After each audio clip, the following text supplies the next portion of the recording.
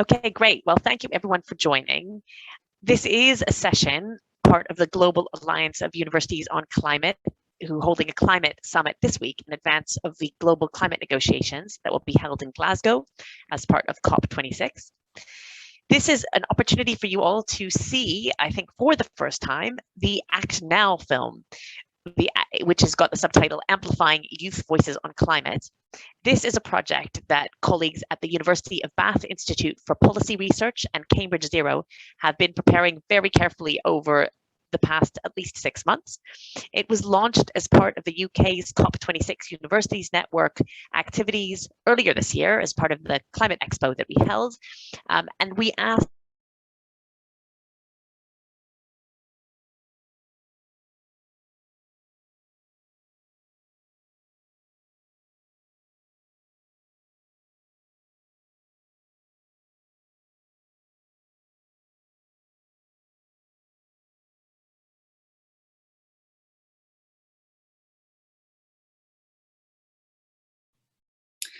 Hi everyone, sorry, please bear with us while we just bring Alyssa back online. Katie, would you like to jump in and just quickly tell everyone a little bit about ActNowFilm? Sure. Hi, good afternoon, everybody. So while we're just waiting for Alyssa to come back, so as Alyssa was saying, ActNowFilm is an official COP26 Universities project, co-led by Cambridge Zero and the Institute for Policy Research at Bath. And we sent out, working with a young group of volunteers, we sent out social media asking young people from all around the world to send us their thoughts and their experiences of climate change and tell us what their hopes and fears were, and also their demands for the negotiators at COP. And working with the student team, they then transcribed them all, translated them all, and have worked with a film production company called Octopus Films to put it together into a film that is debuting today at this event, and that will also be shown in person, as it were, in the Green Zone at COP on Thursday, the 11th of November. But we've been delighted to be supported by the Global Alliance of Universities on Climate, GAUC, with really getting the message out there. And we've had lots and lots of students from the GAUC universities who have contributed to the film. So we're very, very grateful for that and for the opportunity to have this fantastic event today. So I'm just going to check whether Alyssa is back with us. Is Alyssa back with us? No, not yet. Okay, so the shape of today's event is as follows. It's being recorded, it's being broadcast, I believe, on YouTube, and it will also be uploaded afterwards to the GAUC website if you missed something, would like to dial back in and have another look. We've got some fantastic speakers for you today. We've got 4 speakers. So our speakers will be Caroline Hickman from Bath University, who is going to be talking to us about some fascinating research she has been undertaking, really understanding the impact of climate change on youths in terms of climate anxiety. So she's going to be talking to us about her research. Welcome, Caroline. We're also going to hear from Dr. Anna Barford. Oh, I believe Alyssa is back again. So Alyssa, I will hand back to you. Thank you. Sorry, please excuse my technical challenges that I had here. I know that Katie was just jumping in to introduce the speakers. So as she said, we've got, launching this film, we've got a conversation that we can have now really to engage with this issue of youth, what young people around the world want to see happen about climate change. And so we're going to look at that from 2 angles. We have a great lineup of speakers. The first 2 will be talking about their research projects, and those research projects are very focused on young people in different parts of the world. And then we're going to hear from 2 young people who have been involved in the Act Now film that you'll see later on, to talk about the importance of youth climate voices and the kind of things that they're doing themselves. And I suspect you're going to find that all very inspiring. I'll introduce the speakers one at a time as they come in, but please note that we're going to end with about half an hour for questions and answers. And we really would like you to jump on in and put your questions in the chat box, in the questions and answers box, as you think of them. And then towards the end of the session, we'll be able to ask all of our panelists any questions that you like. So without further ado, I'm going to hand over to Dr. Anna Barford. She's based at the University of Cambridge, and she's doing research on the impacts of climate change on young people in Uganda. So I'll hand over to you now, Anna. Thank you.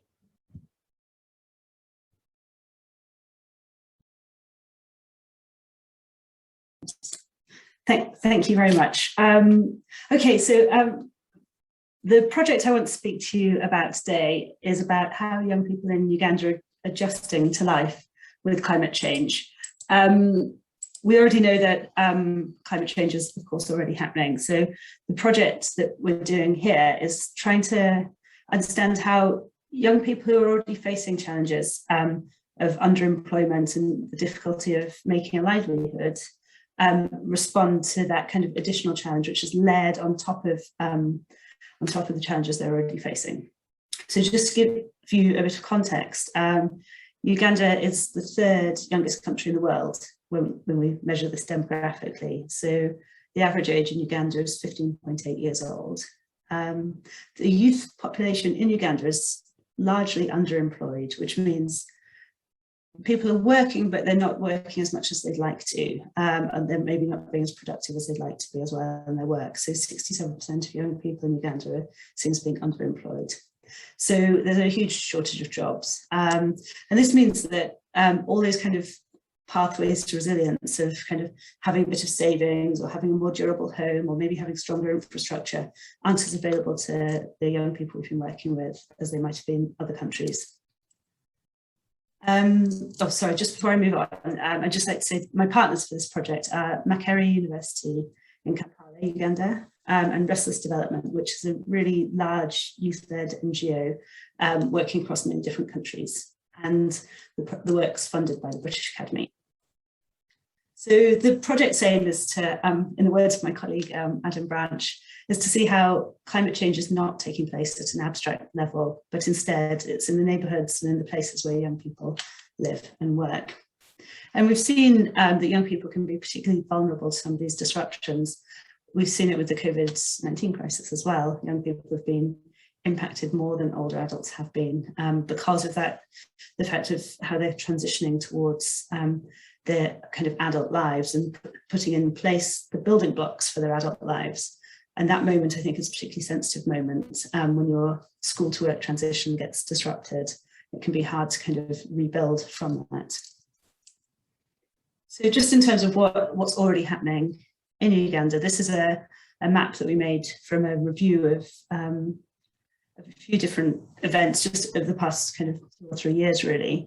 And you can see various different impacts kind of happening simultaneously in different regions. So Lake Victoria, the large lake at the bottom of your screen, has experienced lowering water levels, and Lake Victoria feeds the River Nile, and that's also got lowering water levels. Elsewhere, drought is affecting people and it's disrupting agriculture.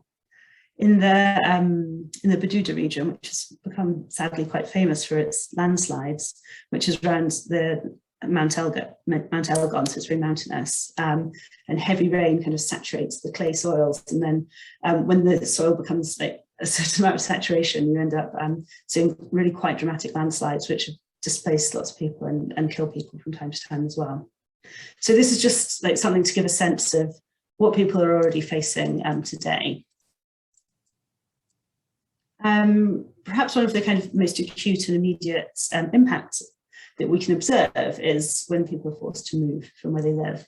So this graph shows, again, like just in the past 4 years, large displacements which have resulted from weather events. You can see that it's mainly flood events, but there are some landslide events as well, which are displacing people.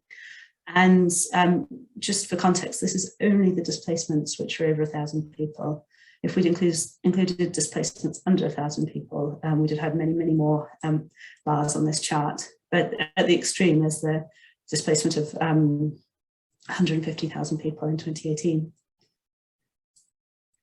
Counterintuitively, actually, some of the climate change related displacement, which is harder to pinpoint, but actually larger in scale, is the kind of the slow onset events, whereas what I'm showing here is rapid onset events, just to give you a sense of what people are responding to.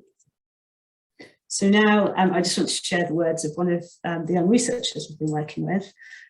Our project is very reliant and completely dependent upon a group of young researchers who've been trained to gather data and have been involved kind of throughout the research process. And they've also been involved in the analysis, and they've been involved in the outreach as well at this stage. So anyway, Onan Alinti Felix says, and he's talking about agriculture, we plant and then the rain washes away what we plant.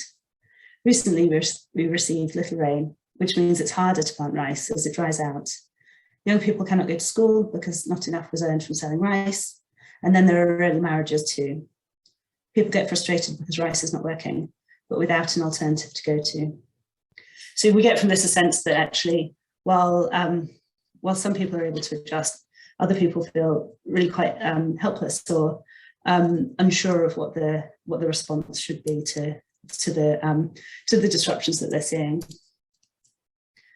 In terms of what adjustments are being made, we did a big survey. So we surveyed over 1,200 people, as well as interviewing over 100 young people and doing some focus groups and expert interviews as well.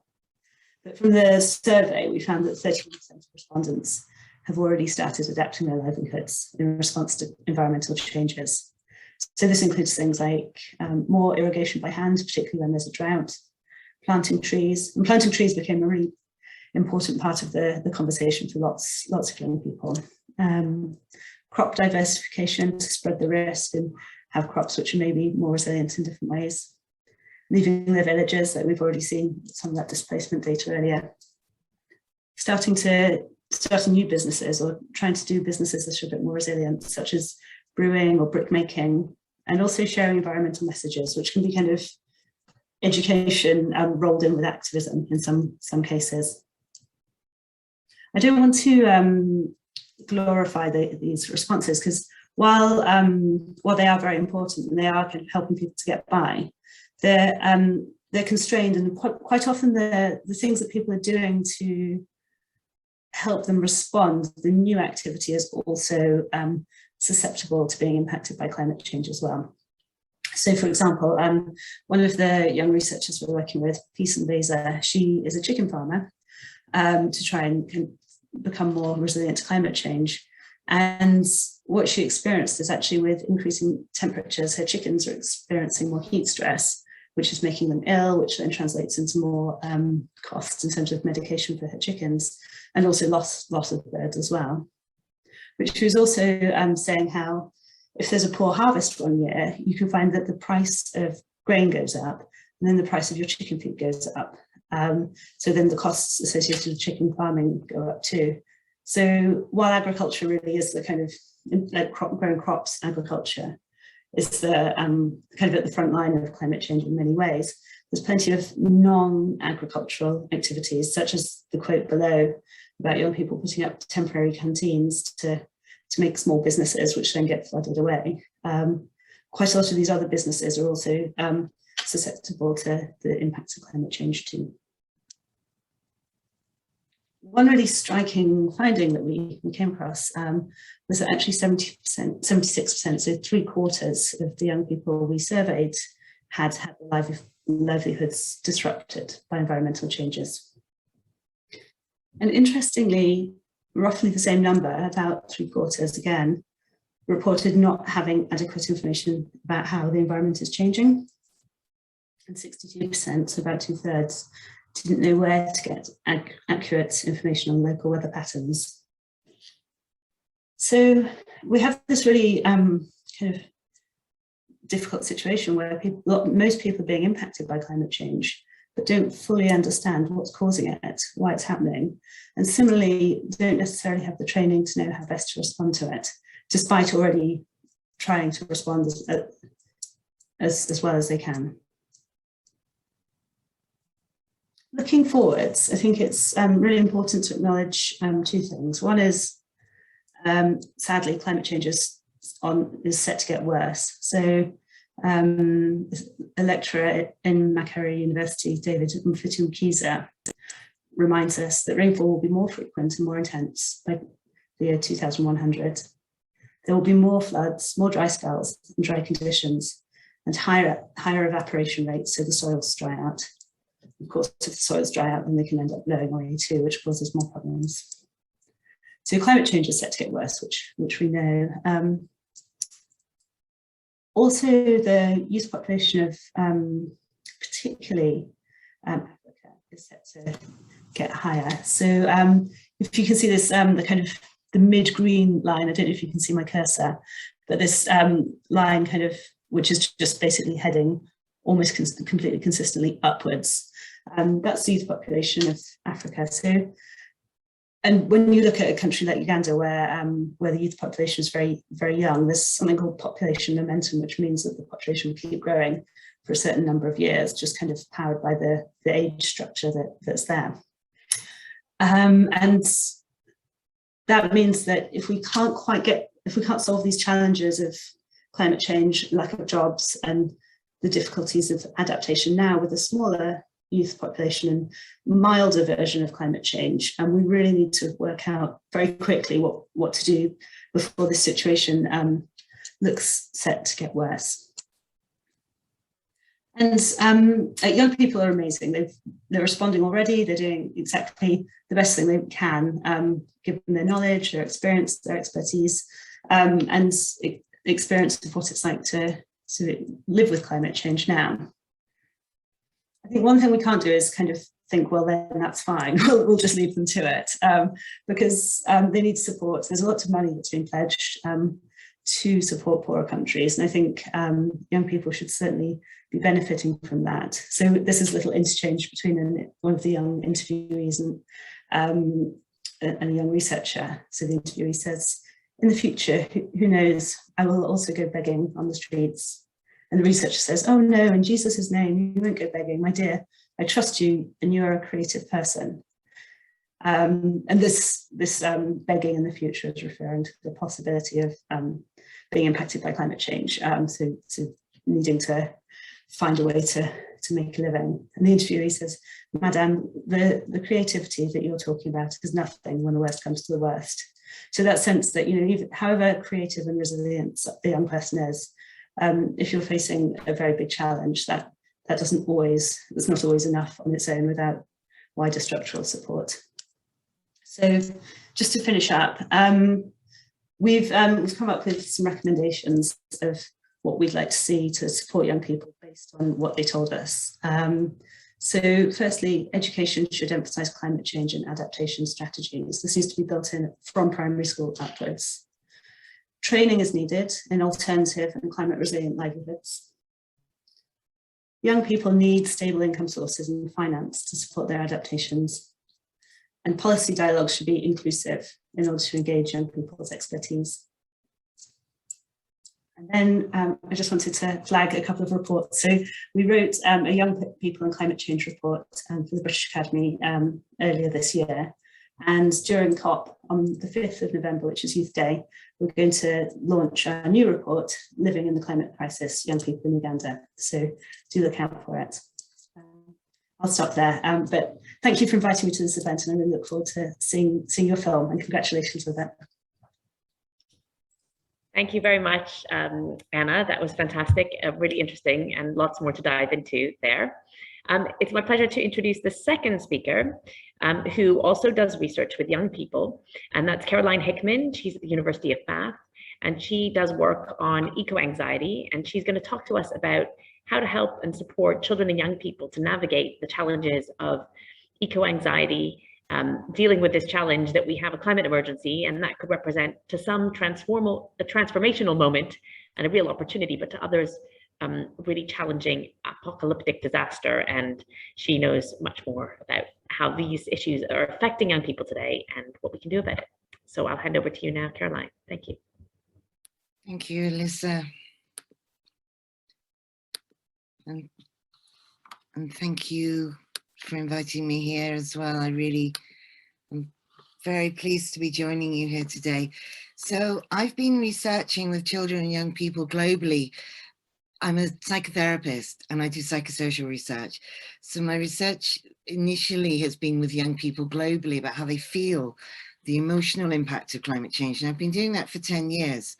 So I want to start with a few quotes from young people from that research. Then I'm going to talk a little bit about eco-anxiety and how we can frame that, particularly in relation to children and young people. And then I'm going to present the quantitative research that I've done with a group of colleagues from 6 different universities and give you the figures that we've done recently with 10,000 children across 10 different countries in the world. So from my qualitative research, this is children in the Maldives. They said to me, we always create what we're always afraid of, humanity. And we always fear death. So humanity is creating our own death in the apocalypse. Another teenager in the Maldives said to me, I'm sad, my friends are dying. My friends, the fish, are dying. Another one said to me, you know, we saw online that people in Iceland had a funeral for a glacier. It's a beautiful ritual. They said, but we're going to be underwater soon. So who's going to have a funeral for us? Children in the UK have been saying to me, climate change is happening to rebalance something that was out of balance. And it's the ignorance of adults who are not listening to the children. People have lost sight of what's really important. Climate change is happening as revenge because you've messed up the planet.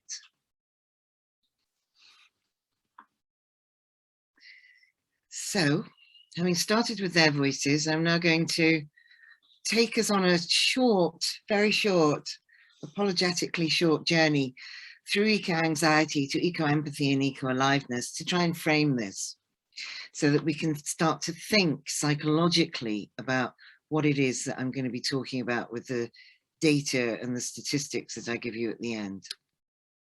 And I work with a group called the Climate Psychology Alliance. We've been working for 10 years, and our strapline is facing difficult truths about the importance of the psychological, emotional, relational aspect of working with climate change. Of course, we need technological, innovative, economic, political change. Of course we do. We need the practical change. But we also need to be able to engage with this emotionally and psychologically. And it's how we do that that I think will underpin some of the outcomes of the practical stuff that we put into action. I'm always grateful for Gus Speth, who used to be the US advisor on climate change, who I think frames this quite well. He said, I used to think top environmental problems were biodiversity loss, ecosystem collapse and climate change. And with 30 years good science, we can address that. But I was wrong. The top environmental problems are selfishness, greed and apathy. And to deal with those, we need a spiritual and cultural transformation. And we scientists don't know how to do that. Well, perhaps those scientists with social scientists, psychologists do know how to do that. I hope so. Paul Hoggart from the Climate Psychology Alliance, I think also sort of really gets to the heart of what we're dealing with emotionally, relationally, psychologically. He says we're living in a time when a tragedy which is without precedent is unfolding in front of our eyes. And we're witnessing catastrophic rates of species extinction, biodiversity loss, soil and ocean exhaustion, and runaway climate change.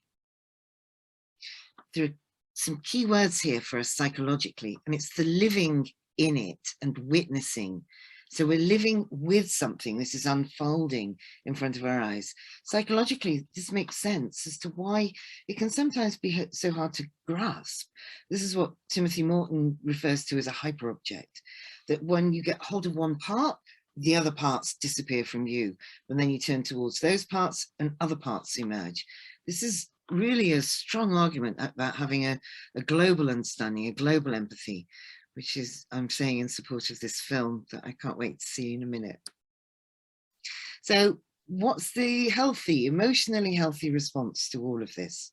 Well, all of this, frankly, eco-anxiety, grief and solastalgia, which is grief for the loss of the place that you love, hope and hopelessness, anger, blame, frustration, guilt and shame, sadness, grief. And of course, we're going to have fantasies of rescue. If we plant 1 billion trees, we'll all be all right, or carbon capture, or apocalyptic fantasies. It's all over. What's the point? And this is going to kick off psychologically all of our defenses and our avoidance, denial, delay, disavowal. We'll go into some nihilism. What's the point? What's the hope? And despair. Emotionally healthy responses will encompass all of this. It's a kind of emotional biodiversity, but preferably not all on the same Tuesday afternoon. We don't want to be feeling this all at once, but when you're engaged in climate activism, what happens is climate activists move through all of these emotions, one after another, after another, after another. And the key message I want to give us to think about is they all have their place. They all have a powerful place in helping us to navigate the complexity of what we're facing here. So what the psychology brings here is this emotional internal activism, which can go alongside and complement and be part of that external activism. We need both. We need both and solutions, not either or solutions to this. And then there are mature defenses. How do we support ourselves through all this journey? Acceptance, altruism, courage, self-regulation, self-sufficiency. We heard some of that in the previous speaker about how communities were fostering that. Forgiveness, gratitude, humility, humor, short-term suppression, take a night off, tolerance, self-talk. This is how we support ourselves emotionally and build the emotional intelligence, emotional resilience that we need.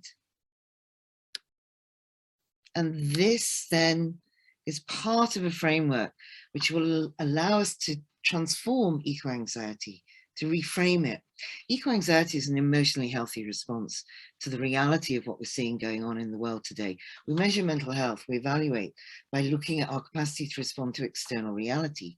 And external reality is increasingly frightening, especially when we take a global perspective. So we don't want to get rid of this anxiety because it's a healthy response. But what we do want to do is use that anxiety and encourage it into a different relationship of action, through eco-understanding, eco-empathy, eco-compassion, courage, community, awareness, which is what projects like this are all about, connection, belonging. This is creating a global community. Eco-meaning, there is meaning in all of these emotional responses and care. And this helps us feel emotionally alive with what we're engaged with. We can't escape it. Because the truth is, to live fully in the world means to also feel the anxiety that goes with the territory of being a vulnerable human being.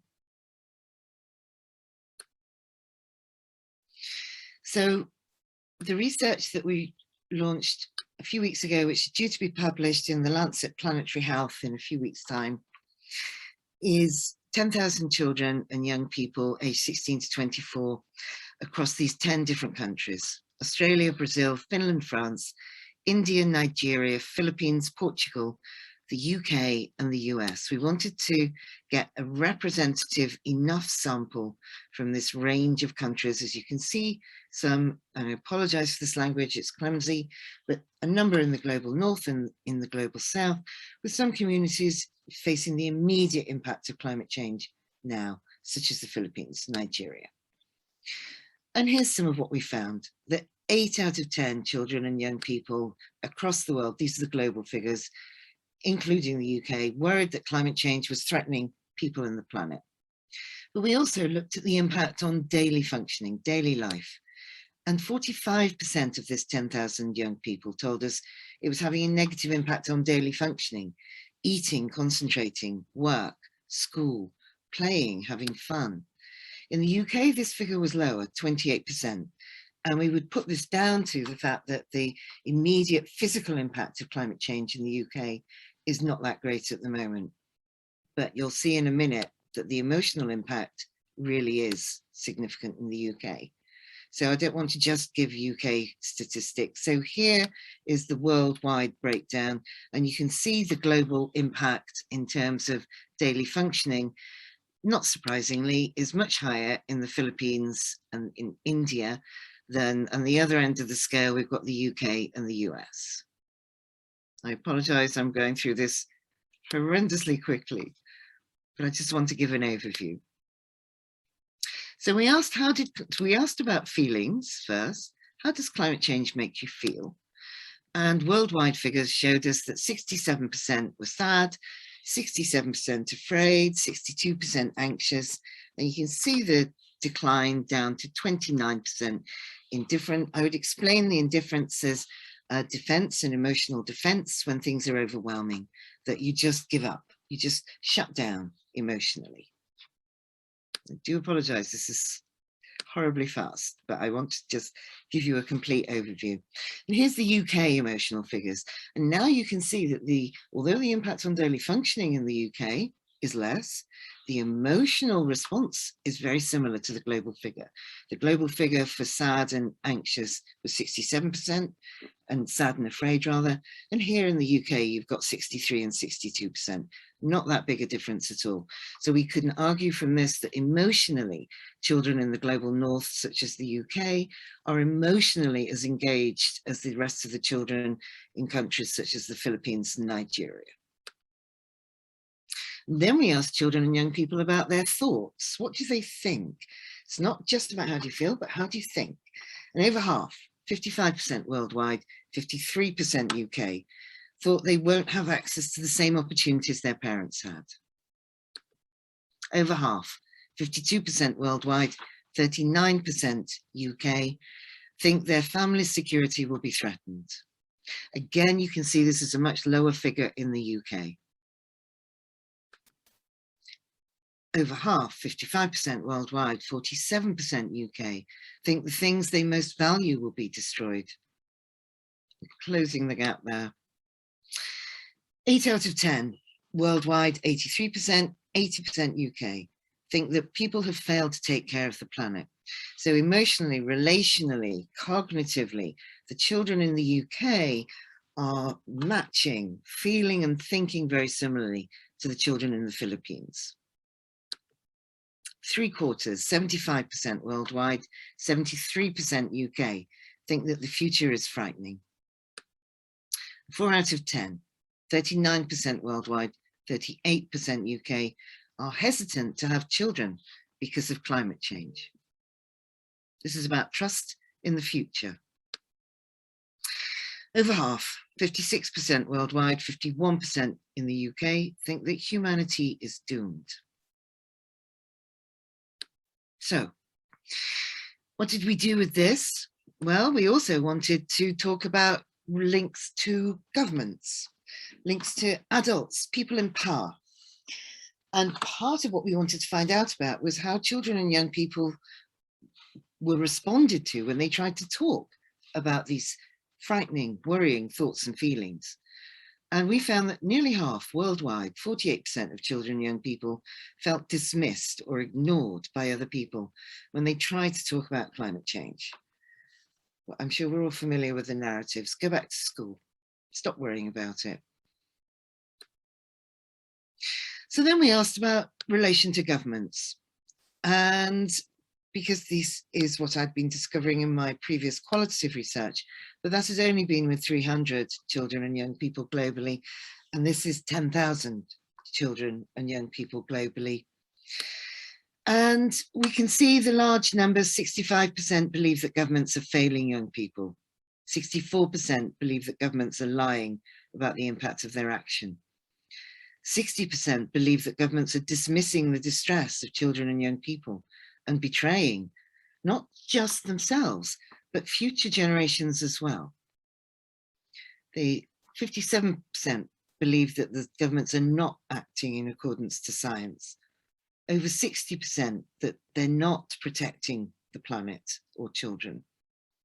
Over 60% believe governments cannot be trusted or doing enough to prevent the worst impact of climate change or taking these young people's concerns seriously.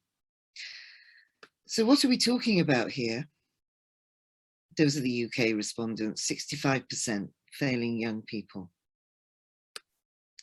We're talking about young people and children feeling abandoned and betrayed, angry, ashamed, belittled, silenced, disallowed from talking about how they feel and being left with these feelings. And there is hope. Young people can feel reassured, protected, valued, and hopeful. Very interesting. I've presented this research numerous times in the last month to groups of adults and children and young people.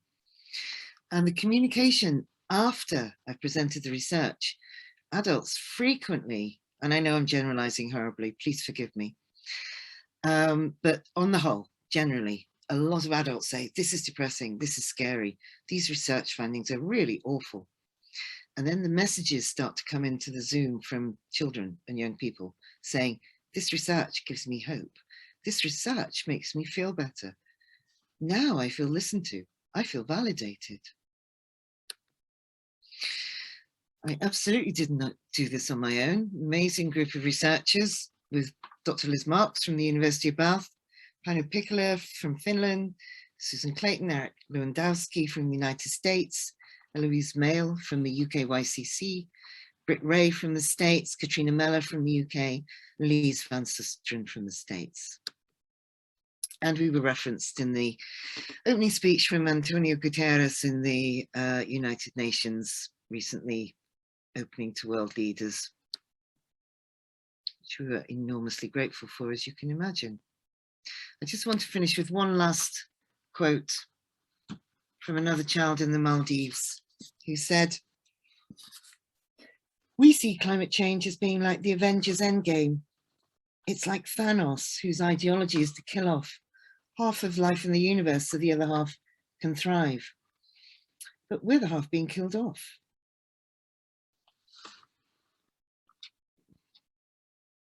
Thank you. Thank you very much, Caroline. That was very inspiring and really interesting the way you've connected your research with also a reminder about how important it is to empower young people and listen to their voices. And within that in mind, that's a great link for us to now invite Kekashan Basu to share with us some of her own experiences and tell us a little bit about what she's doing to take action on climate change. Thanks so much, Kekashan.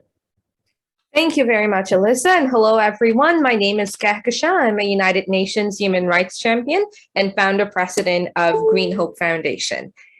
I began my journey in the field of intersectional climate justice through ground level actions 14 years ago when I was 7 years old, and I saw the image of this dead bird with its belly full of plastic, was deeply disturbed by it, and decided to start taking action by planting my first tree on my 8th birthday, which is also World Environment Day. So I thought I was preordained to become an eco-warrior. I continued working tirelessly on the ground, and 5 years after that, based on my ground level work, I was invited to be a delegate at the Rio Plus 20 Earth Summit in Brazil, the largest sustainable development conference of the time. And over there, I realized there was a severe lack of inclusivity of children in the sustainable development process. And so on my return home, I founded Green Hope Foundation, which is now a global social innovation enterprise that aims to provide a learning platform to empower children and young people globally to take actions in their own zones of influence using education for sustainable development as the transformative tool. And we work to bridge the gap between the top-down and bottom-up processes as a UN-accredited organization that works tirelessly at the grassroots level with over 225,000 children and young people in 25 countries.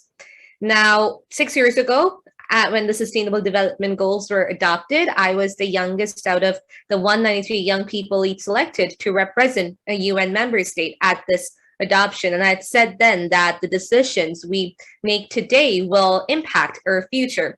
And what we do at Green Hope Foundation is to localize the Sustainable Development Goals to ensure climate justice and intersectional climate justice at the ground level with communities affected most by climate change. So how do we do that?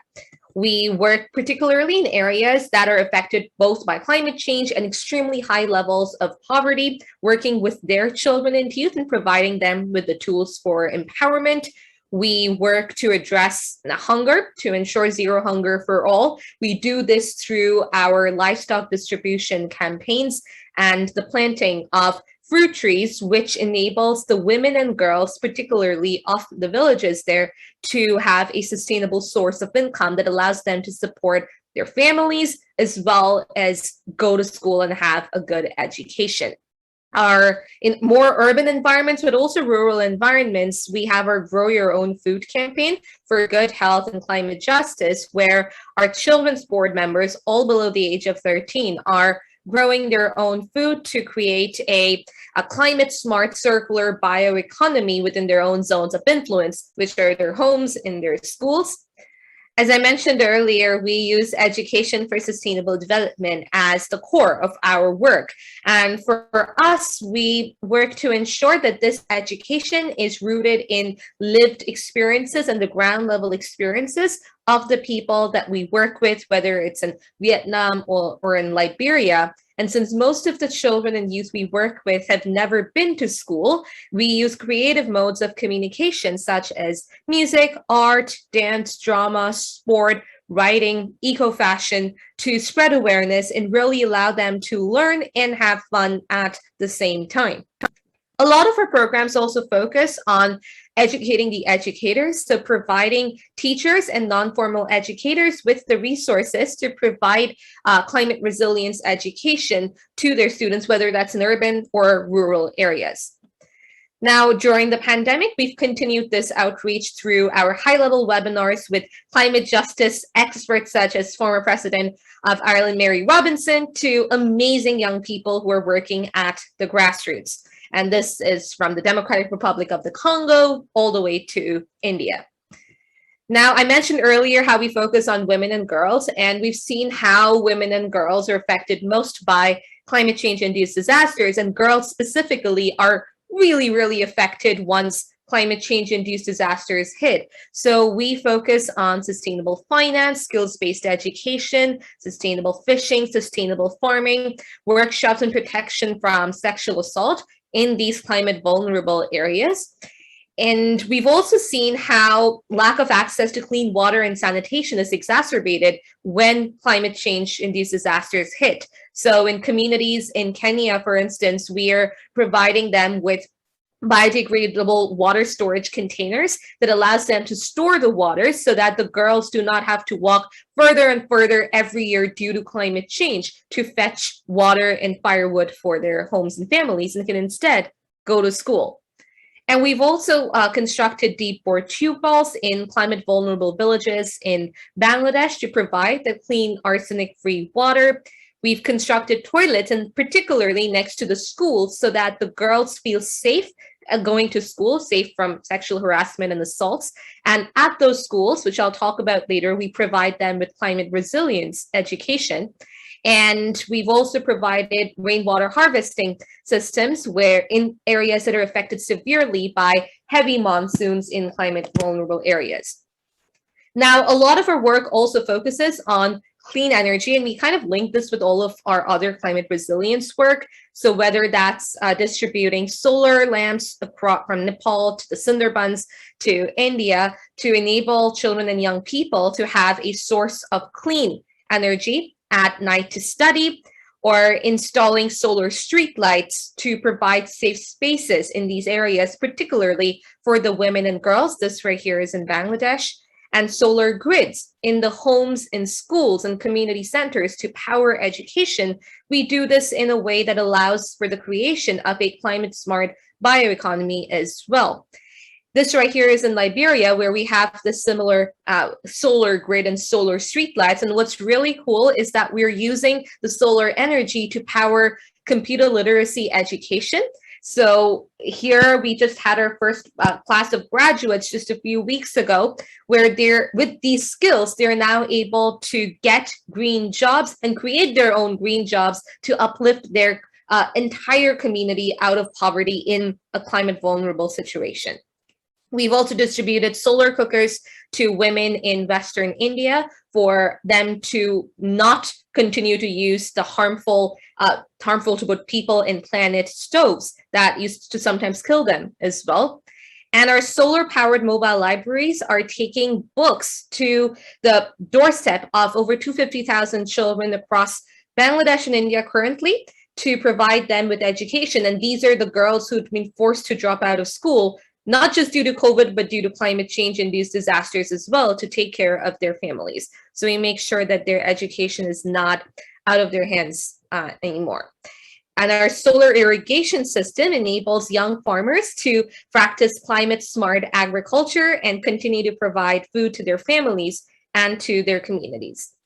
Now, a lot of our work also focuses on providing decent work opportunities, particularly to women and girls in climate vulnerable areas. We've started a sewing school that even during the pandemic has been extremely beneficial for the women and girls to have a stable source of income and allows the girls to fund their education at school. We've installed routers to enable digital connectivity where, due to climate change and COVID-19, children and especially girls are missing out on online education. And with this, we continue to provide them with climate resilience education. And a lot of our work is also focused on engaging the private sector because, yes, they get a very bad rep for being our biggest polluters, and rightfully so. But at the same time, we engage them in dialogue so that they're not left out of this process and we can educate them and bring them into this dialogue. So we work with hotels and construction industries in this aspect. And really, all of our work is on reducing inequality. So whether we are working in the Rohingya refugee camps in Kutupalong or the Syrian refugee camps, homes for children of prisoners, homes for HIV-positive children, really aiming to leave no one behind and ensure a life of dignity for all.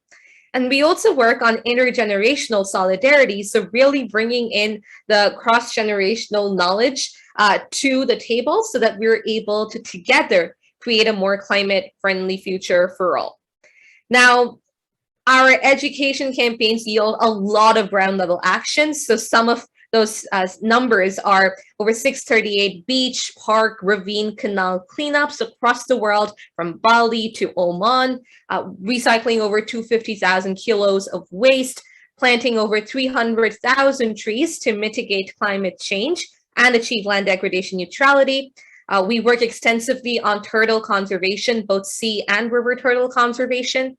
We've planted more than 7,000 mangroves in climate vulnerable areas to provide them with the natural barrier against natural disasters and protect both people and planet. And we work extensively on peace, whether that is conversing with the highest levels of policymaking at the UN, to working on the ground through music and art and through our We Want Books, Not Nukes campaign to really promote how climate change creates a lack of peace in our most vulnerable communities. And finally, we work with and partner with education boards across the world, from the Toronto District School Board, where I am in Toronto, to Dubai's Education Board, to the Youth Parliament in Suriname, to really ensure that education is the way forward in terms of ensuring climate justice for all.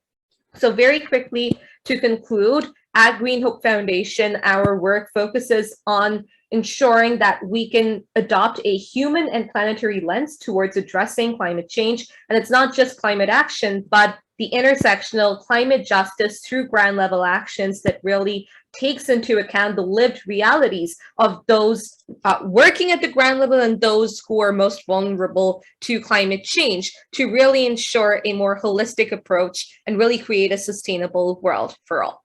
Thank you. Great, thank you so much, Kakashan.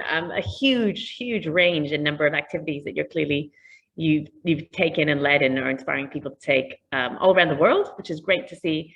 Young people really taking action in so many different ways and across all of the sustainable development goals, which is also very powerful. So thank you so much for that. We're now going to hear from another young person's perspective in terms of taking action. So if I can please welcome Huiyu to tell us a little bit about climate change from your perspective. Hi, thank you, Alyssa. Dear friends, good morning, good afternoon. Greetings from Beijing, China. I am a food activist. We know that the biggest threat of climate change is the collapse of global food system. And food system contributes to 1/3 of the global greenhouse gas emissions. For the past over half a year, I came together with 30 youth leaders across the globe in a movement called Act for Food, Act for Change. A global campaign which brought over 100,000 youth signatures to the United Nations Food System Summit. And nearly half of them, over 50,000, are from China. We have also listed 17 actions for change, just to name a few: sustainable farming, food education, plant-based diets, and many more will bring hope. Revolving around the 17 actions, we have also built a youth advocate network, and we are so inspired by the actions of our youth advocates. We helped promote the ActNowFilm in our network and asked our advocates to speak out their voices, and 40 of them have submitted their short videos. Youth hold the largest stake and strongest influence in shaping our food systems. Change starts at home, but time is pressing. As this event is part of the GAUC Climate Summit, I want to highlight 2 actions. Before I graduated from Tsinghua University, I did case studies on food sustainability practices of GAUC member schools. I'm very impressed by Cambridge's sustainable food policy, which cut beef and lamb from menu and increased plant-based options, which turns out to have reduced nearly 1/3 greenhouse gas emissions. So I initiated a research project on how my university in China can make a difference for the climate through catering practices, which is now being taken forward by a group of younger students and supervised by the Institute of Climate Change at Tsinghua University, who convened GAUC.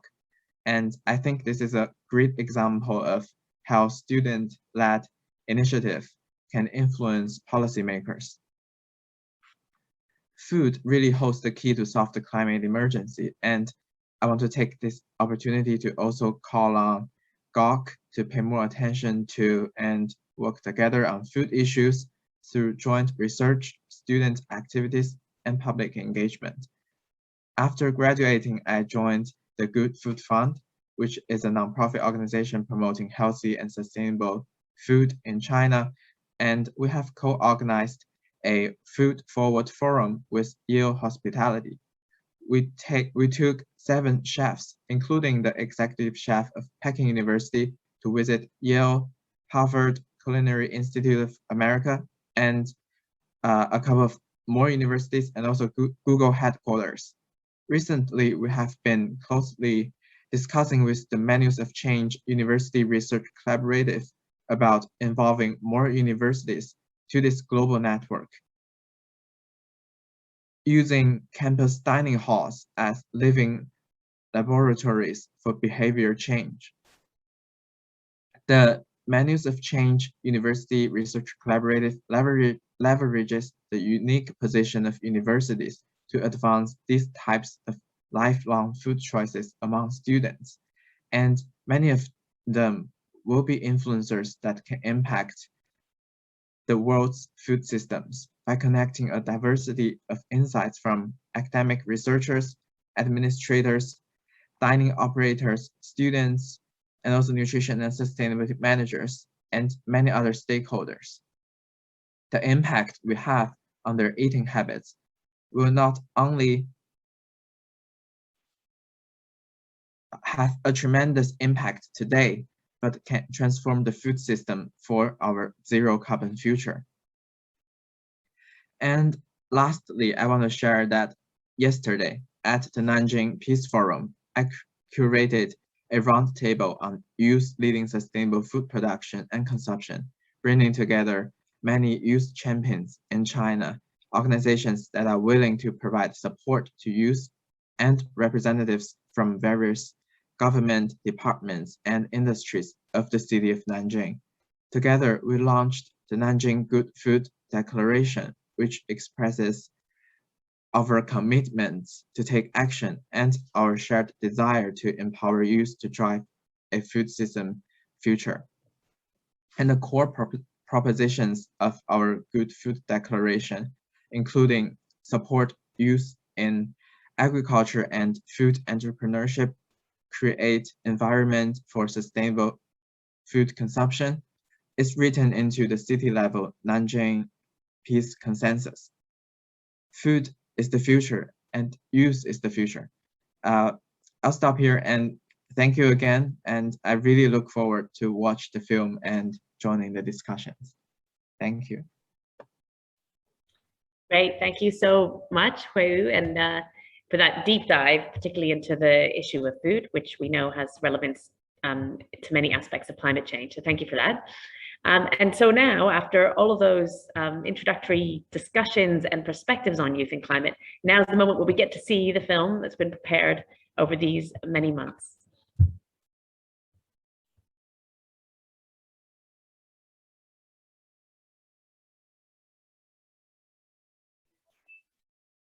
Hello, my name is Felix. My name is Kehkasha. My name is Samson. Hello, my name is Julia. I'm Cedric. My name is Selena. My name is Katie. My name is Joel. My name is Hannah. My name is Shui. Hi, this is Raya. My name is Mama Ya. My name is Amanda. And I'm from Nepal, India. Trinidad and Tobago, The Philippines. Malawi. Singapore, Mexico. Sri Lanka, Scotland. Kenya, China, Germany. Somalia. England.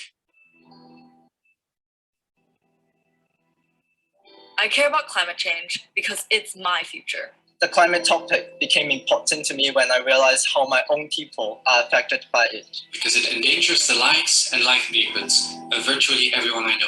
So climate is a part of the ecosystem that keeps the planet healthy. If it's changing, I care what it does to me, my loved ones, and my offsprings. Climate is important to me because I believe it affects every aspect of our lives, from the air we breathe, the food we eat, the habitats all around the globe, our ecosystems, our health, and above all, our future. And that's not just humans, that's non-human species as well. Climate change is not just a climate crisis, it's a human rights crisis.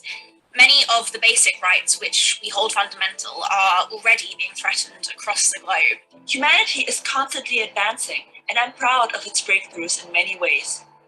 But isn't all human striving in vain if we no longer live in a functioning world? Climate change matters because it's one of the greatest crises that we are facing and will continue to deal with in the coming decades. And what makes it worse is that everyone's on the same storm. Everyone's in the same storm, but we're all on different boats. Some people from the least developed regions who yet have the smallest voice are already bearing the consequences of these tragedies.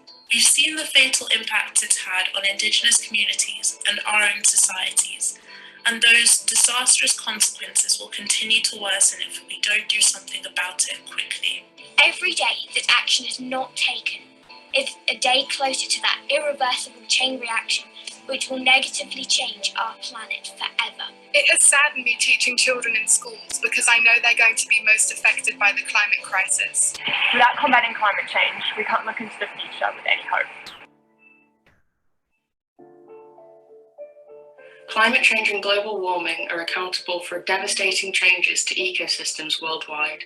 Humankind will single-handedly destroy over 1 million species by 2050, a grotesque feat. We are ravaging the very ecosystem that underpin our society. If we continue on our current trajectory, biodiversity will be impacted tremendously, ecosystems could collapse, and this affects everything on this planet. And it breaks my heart to see news titles in the media every day, such as animals losing their habitat over to wild bushfire or glacier meltings. That we all share the same global biosphere and must do the most we can to ensure harmonious coexistence between humans and nature.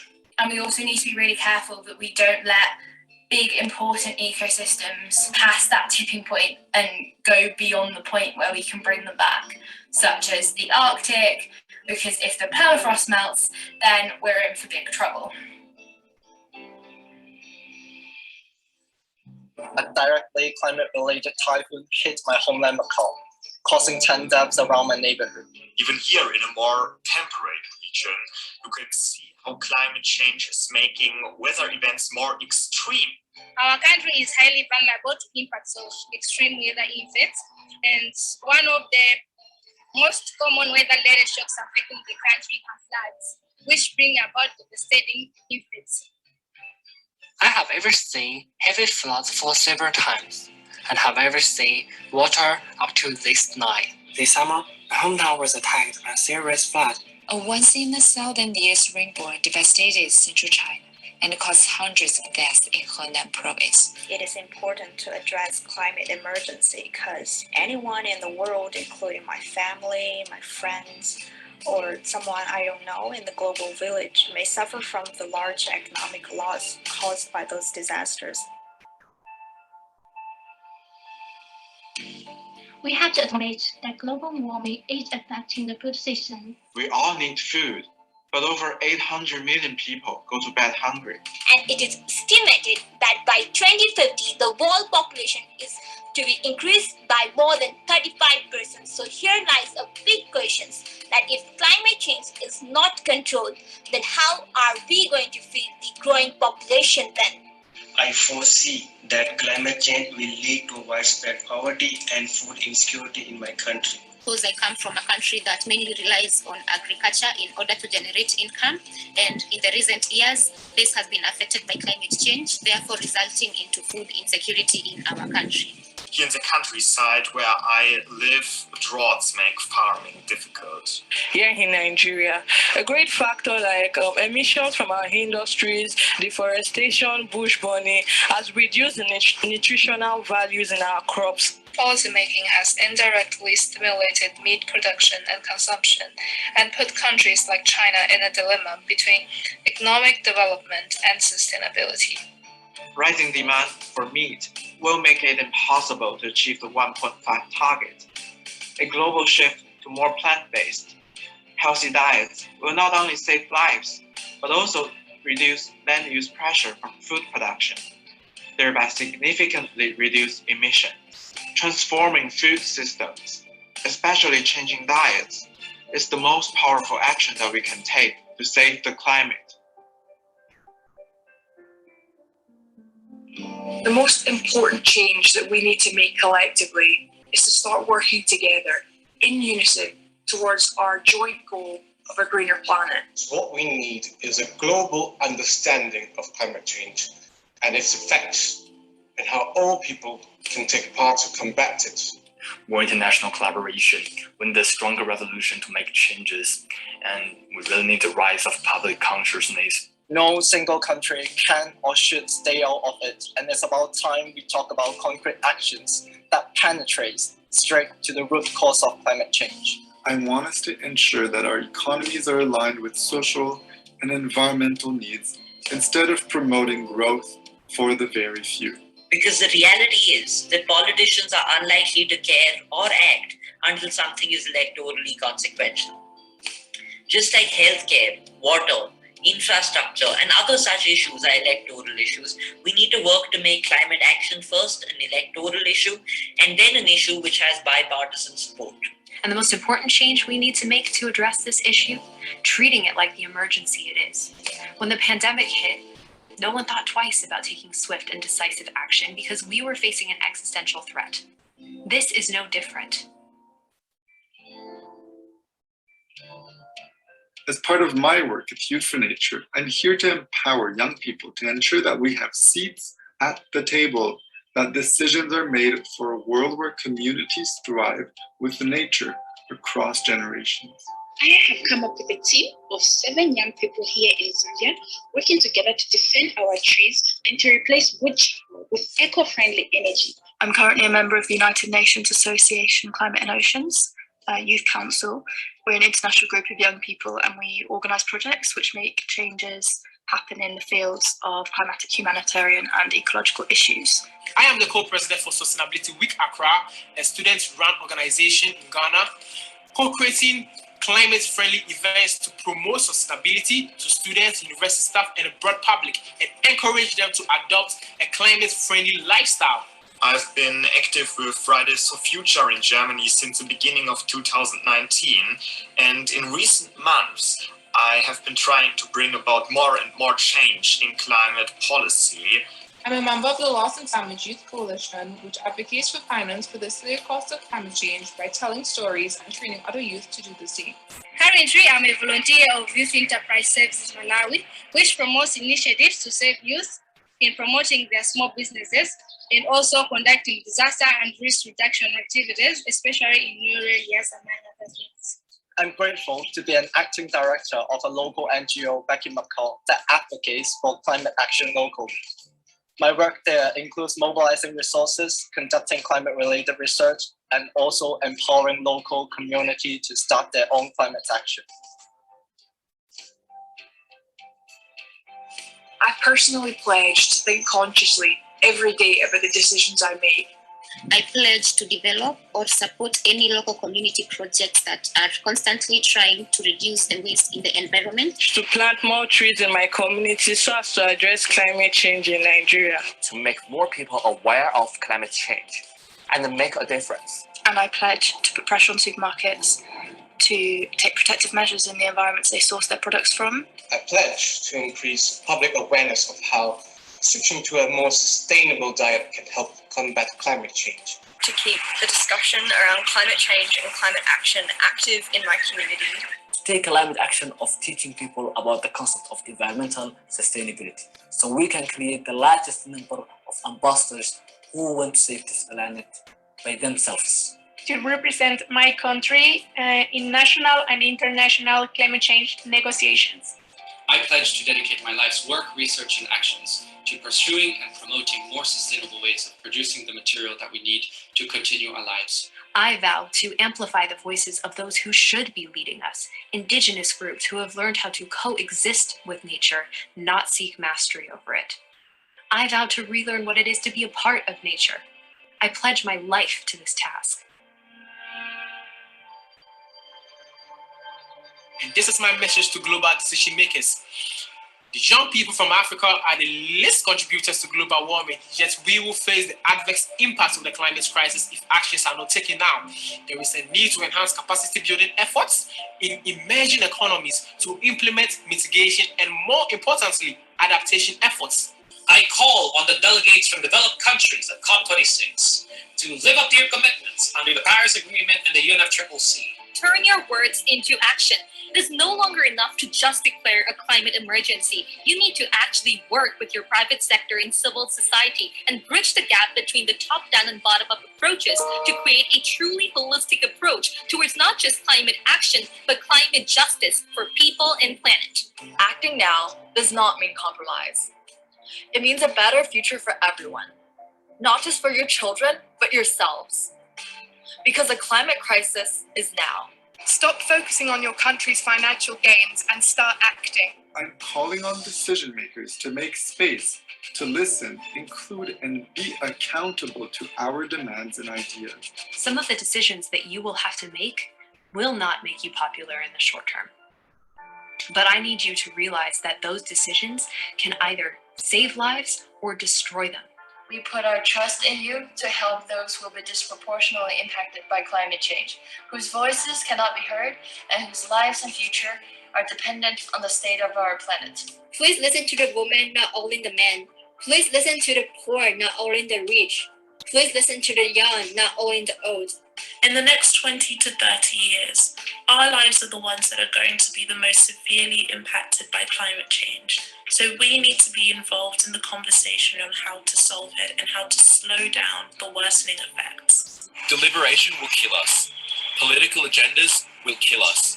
We need you to be leaders that can make bold decisions and make fast decisions. Because we've already run out of time. We need effective action from the moment this COP26 summit ends. This summit must not have platitudes as a consequence. We must act now. We're past talking. We're at a tipping point. We're at a place of no return. Make the right choice.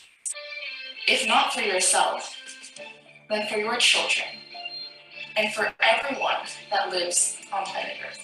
So please listen. Please seize this opportunity to rebuild our planet in a positive, peaceful, eco-friendly way. I would say to the global decision makers at COP26 that our future is in your hands.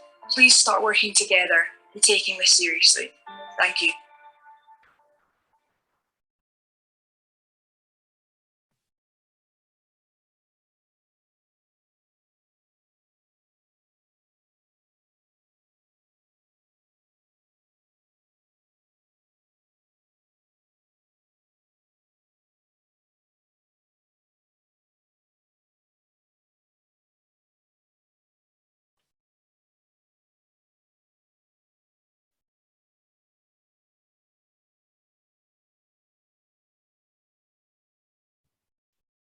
Well, that was fabulous. Thank you so much and well done to all of the young people who contributed and to our colleagues at Bath and Cambridge who helped make that video happen. That was really powerful. I'd like to encourage all of the people in the audience to pop any questions or issues you'd like our panel to discuss into the question and answer box so that we can have a little bit of a discussion now. And if I can invite all of the panelists to put your cameras on now, we're going to have a little bit of a conversation, everyone all together.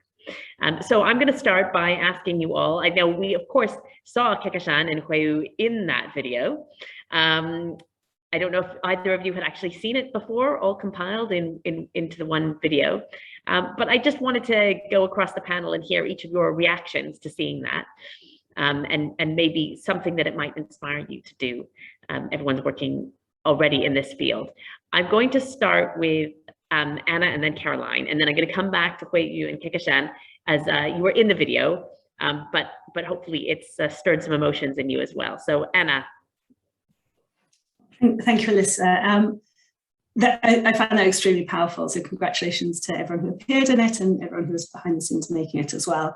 I felt like, you know, with reference to Caroline's presentation, I felt like I was going on my own emotional journey watching that film and seeing people talking about the very real impacts that they're already experiencing and what they're worried about seeing in the future and what's likely to happen as well. So I thought it was extremely powerful, and I liked how you brought in so many different elements, kind of reflecting on what people were observing and then going to say, you know, what change they wanted to see, and also making pledges and seeing how young people can be empowered to act in this space as well as encourage other people to act. And I think that message about, you know, what we want from our governments is really important as well, because that young people can do an awful lot, but really the politicians need to be making some really strong, decisive decisions as well. So yeah, I'll stop there because I want to hear from everyone else as well. But thank you, it was a real treat to watch it. Great, thanks, Anna. And if Caroline, as Anna said, this may be the kind of journey you're wanting everyone to go on. But yeah, if you can give us your reactions. Yeah, just a very a short response. I agree with Anna, absolutely. It's a very powerful, impactful film. I felt quite emotional. And what was going through my mind was, it's so clear, it's so obvious, why are we not doing it? It's so straightforward. And it's that clarity that we hear from the way that the young people in this film are constructing these complex problems, but cutting to the heart of them and being able to prioritize what's most important. And, you know, one of the things linking it to our research was, you know, what we felt was that this was not, you know, people were not mentally ill, but that they were experiencing a moral injury by the failure of politicians to do what was right. But you feel this injury because your conscience is alive and because your emotions are alive. And every young person in that film was speaking with passion, from their heart, with thoughtfulness. They were speaking with absolute authenticity. And really, I just wish they were making the decisions at COP. No one else. If they were making the decisions, I wouldn't be worried in the slightest. Thank you. Fantastic, great. Well, that's a right moment to hand over to Kekashan, and then for you. I don't know whether the full video was a surprise to you to see it all together, but maybe you can tell us a little bit about how it made you feel to see all of that put together. So maybe Kekashan, you'd say something. Sure, yeah. I hadn't seen the video in its entirety before, so I think it was really wonderful that voices from many countries across the world were heard in this, and it's really important that obviously young voices are heard at such an important summit. And I really feel that, you know, bringing forward these different viewpoints on climate change that really have this common goal towards creating a climate-friendly future is really important. And I think it also does a really good job of moving away from the categorizing of youth as just this homogenous entity, and really taking into account our different perspectives of how climate change impacts us in different parts of the world. So I think it did a really good job there in just bringing forward these many youth voices to the table. Great, thanks, Kekashan. Then I assume that you also didn't see it before. So what was your feelings? Yes, I didn't see it before, and I think it's really meaningful that young people are speaking out our desire, because as we young people have been excluded from most decision-making processes, but we are the ones who will live the longest with the consequences of climate change. And I'm also happy and a bit surprised that many young people have mentioned the relation of climate change and food systems, because when it comes to the climate negotiations, solutions regarding food systems, especially dietary patterns, are always forgotten, but the youth voices have really highlighted the issue. Great, okay, thank you so much. So still no questions in the chat box, so I'm going to continue to kind of ask you questions. So all of you, of course, some of you are young people or work with young people in different ways through as young people as researchers, young people as interviewees, and of course yourselves, where you and Kekashan, through your work, you have an army or a force of young people. So I guess it's a twofold question. Either how do you recruit or find the young people that you're working with? But also, on the other hand, I sense there's a huge surge of young people who want to do things. How do you service the demand when there are so many young people keen to get involved? So it's really all about that interaction. All of you as people who are able to kind of mobilize and work with young people, how do you do those two things? I'm going to start with Kekashan, because it seems to me just astonishing the number of activities you're doing with young people. So you know, how do you mobilize, and also how do you serve that demand? Absolutely. Yeah, thank you for the question. I would say that for us, like when I started out with, started Green Hope Foundation, it was just us finding that gap that was there, and, you know, young people really wanting to bring about change, or those who didn't know they could bring about change, us changing that narrative for them through education for sustainable development. And that has kind of gone on right now. And what we've seen now working within the world's most marginalized communities is that the young people want to create that change that would really benefit the planet and their communities as well. So for them, it is just, for a lot of them, it is just about survival at the end of the day. So it's just for us going and working with them to really bring about the change, acting as that catalyst of change. So yeah, I think it's really about addressing the most pressing challenges that they want to see addressed. And for us, what we've seen is in the local context, it's the localized solutions that work best, and really allowing them and providing them that empowerment through education to know about what exactly the challenges are and what they can do to address that. That's really the best way forward. And just to add that for young people, it's what we've seen works best is them viewing the concrete solutions, because yes, this is a horrible problem that we're dealing with, but for them to actually keep going, keep being motivated to move ahead and solve this issue, it's the concrete solutions that really bring them in and show them that yes, it can be solved, and that I have the power to do something about it.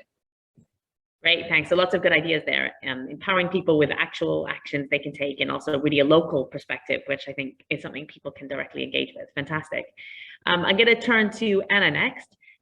You work with some research associates who are young people.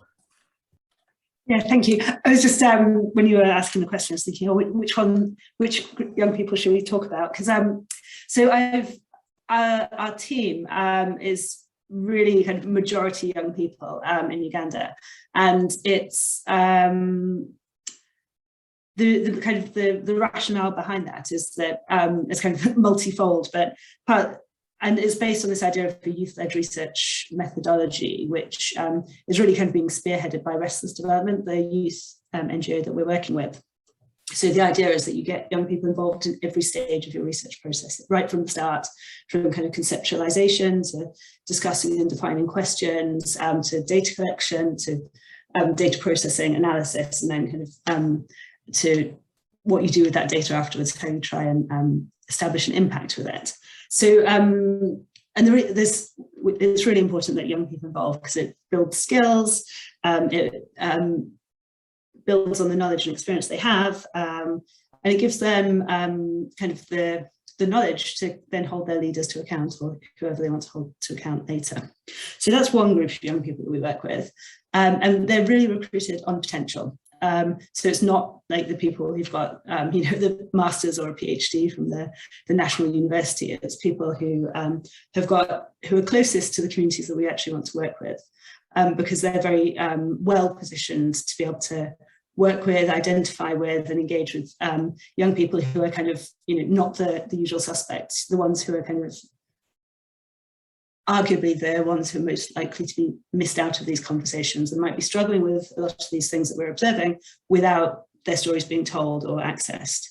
And then how do we recruit the interviewees or the survey respondents? We really try and access the people that are maybe harder to reach. So not just the ones who will fill in your quick online survey, which can tell you some things, but it can't tell you again about the people who are the poorest and the most marginalized. So working with people from those communities means it's much easier that you can access the communities kind of in a fuller way. And then we monitor how well we're doing to make sure that we've kind of got a balance in our recruits as well. But I don't think it's a burden to have lots of young people interested in this, because there's lots of organisations working on it too. I think it's amazing. Like Fridays for Future Uganda is also a huge force. There's all sorts of different organisations working in this space, and we ran a workshop and had lots of them involved with it. And you really see that you're just one group amongst many, kind of working towards a common goal, which is really, really inspiring and nice to see. Brilliant, great, thanks, Anna.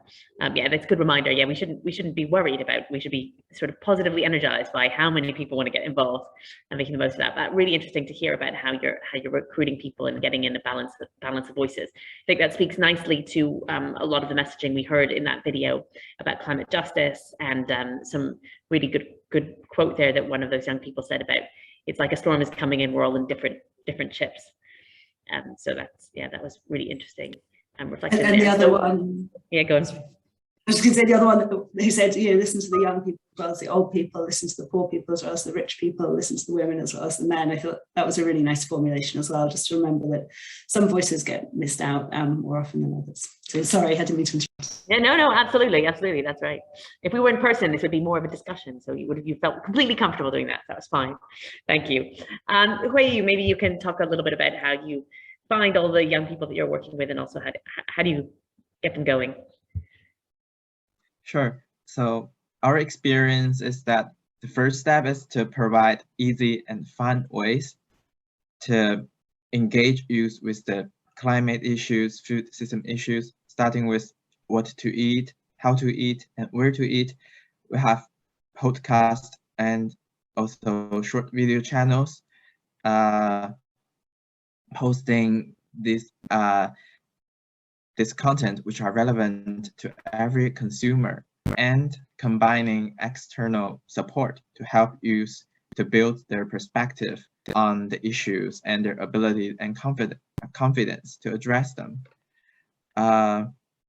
Yes, we see more and more young people who aspire to be engaged in the transformation of food systems, and I think it's important that the organizations in this ecosystem can build an open source platform to provide the resources that young people need, like skill training, community networks, and also fundings and other resources.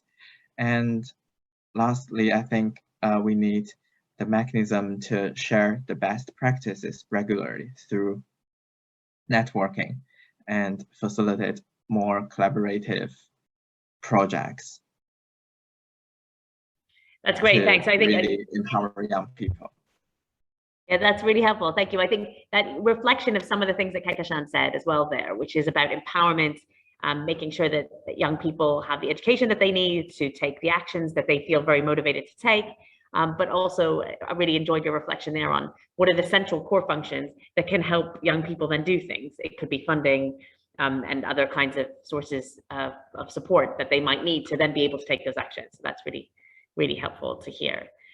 Brilliant. So that leaves you, Caroline, to tell us a little bit about your engagement with young people. Thank you. I will probably take this in a slightly different direction because I want to talk about what how this research and how these projects can be used to disseminate and to take further action into the future, and how they can be used.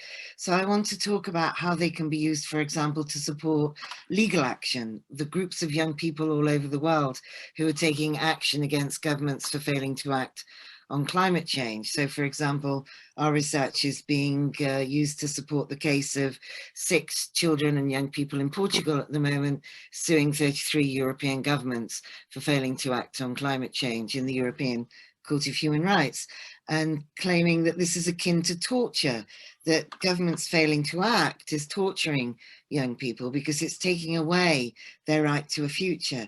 So I want to make the link between these wonderful projects that we're hearing about and the research that Anna and myself are doing, and then what can we do with this in both a legal and a psychological and an activist sense going into the future.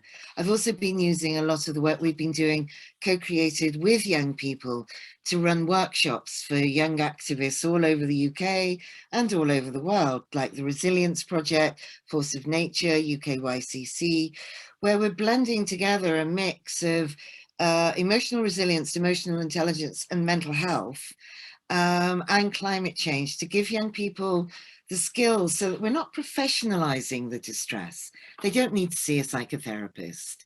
If they're at the most distressed end of the scale, then maybe we need mental health professionals, but the majority of us don't. So I really want to see how we're using that mental health support alongside, in conjunction with this brilliant activism, so that the adults, if you like, are working directly with the young people to kind of co-create solutions which look different to the way that we've worked together in the past, where it was often the experts delivering things to the young people. Now I think it's about kind of building them together.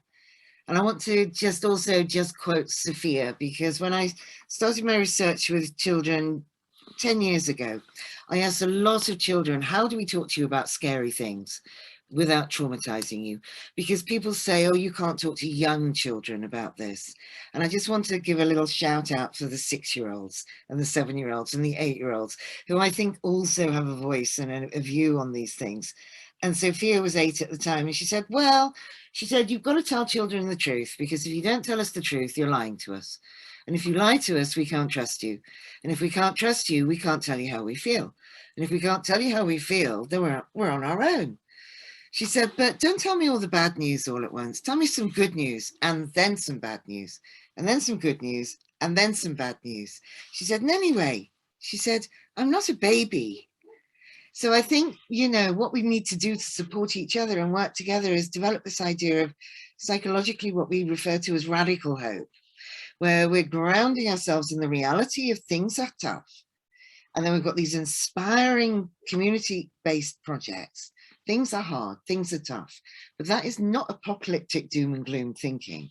And then on the other end, we've got the naive hope of technology will save us. Well, no, it won't. What will save us is this working together in the way that I think you've beautifully embodied in this event today. So I'm going to stop. Great, thank you. I just fitted everything in. Sorry. Thank you so much, Caroline. I think there's so much more that we could discuss now. I know that even just on the panel, people want to have a further conversation to find out more about how Hueyu and Kekashan have made their projects work so well with young people. But I think the key is to build and strengthen the bridges between older people and also internationally around all of the, and with the younger people internationally on all of these issues that will lead to stronger solutions to climate change and also deliver for all of our futures. So thank you so much. And thank you again for the Institute for Policy Research in Bath and for Cambridge Net Zero, as well as the COP26 Universities Network and Global Alliance on Universities Acting on Climate for making the movie happen, the film happen. And we look forward to hearing, hopefully, the responses of some of those key decision makers at COP, especially when they've got the chance to see this film in a week or so. So thank you all. Thank you also to speakers, Hueyu, Kekashan, Anna, and Caroline, for your really interesting input.